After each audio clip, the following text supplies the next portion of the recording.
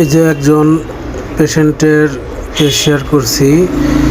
রোগীটির শরীরে জ্বালাপোড়া, শরীরে ব্যথা ব্যথা নানান দিকে চলাচল করে, হাতে পায়ে ঝিনঝিন বোধ, প্যারালাইসিসের মতো অনুভব, ঠিক আছে। আর অ্যাক্সিডেন্ট করার পর ওনার মাথার ভিতরে মাথা সেলাই করার পরেও নিউরোসায়েন্স থেকে সেলাই করেছিল, কিন্তু সেলাই করার পরেও ওনার মাথার ভিতরে নার্ভের থেকে বিভিন্ন সমস্যা সৃষ্টি হয়, যার কারণে উনি নিউরোসায়েন্স থেকে সঠিক চিকিৎসা করে সমাধান করতে পারেনি।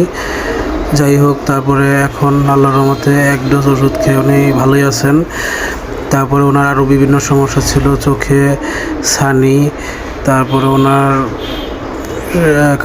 কানে গোলমাল, কানে নয়েজ হইতো, দম নিতে পারতো না, দম নিতে গেলে ব্যথার সাথে তার দম বন্ধের ভাব হইতো, এবং আরও সমস্যা ছিল, দাঁতেও ব্যথা ছিল। ঠিক আছে, আলহামদুলিল্লাহ এখন অনেকটাই সুস্থ আছেন।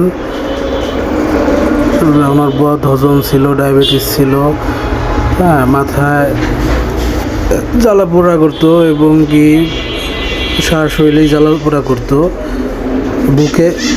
বুকে ব্যথার সাথে দম বন্ধ বন্ধ ভাব অনুভব হইতো।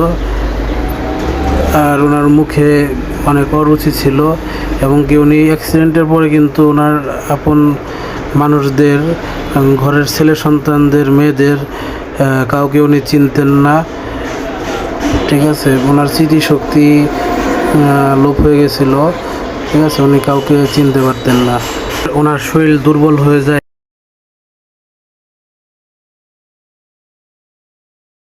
হতো, ওনার আরও অনেক সমস্যা ছিল।